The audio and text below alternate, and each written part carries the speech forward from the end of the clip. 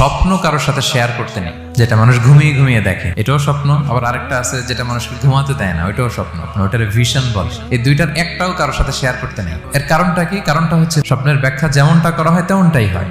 আপনি একটা স্বপ্ন দেখলেন, একজনকে একটা বললেন, সে হুট করে একটা ব্যাখ্যা দিয়ে দিল, ওইটাই হয়ে যাবে। এটা আপনার জন্য ভয়ঙ্কর হয়ে যেতে পারে। এক লোক এসে মুহাম্মদ ইবনে সিরিনকে বলল যে আমি দেখলাম আমার ছেলে পানি খেতে খেতে পেটটা এত বড় হয়ে গেছে।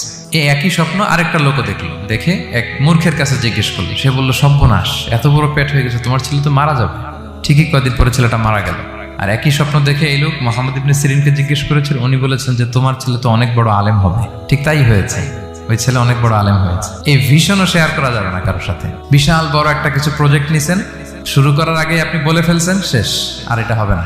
দেখবেন যে এখান থেকে কনস্পিরেসি, ওইখান থেকে শত্রুতা, ওইদিকে এটা করছে ওইটা করছে, আপনি আর আগাতেই পারবেন না।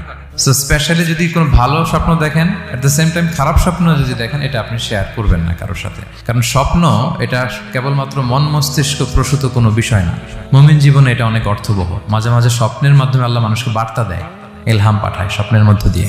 যার জ্ঞান নেই বা ব্যক্তিগত জীবনে পাপী, ভালো মানুষ নয় বা হিংসুক টাইপের, এদের কাউকে আপনার কখনো স্বপ্ন শেয়ার করবেন না। ভালো স্বপ্ন দেখলে শুকরিয়া করবেন আল্লাহর, আলহামদুলিল্লাহ, আল্লাহ কবুল করো।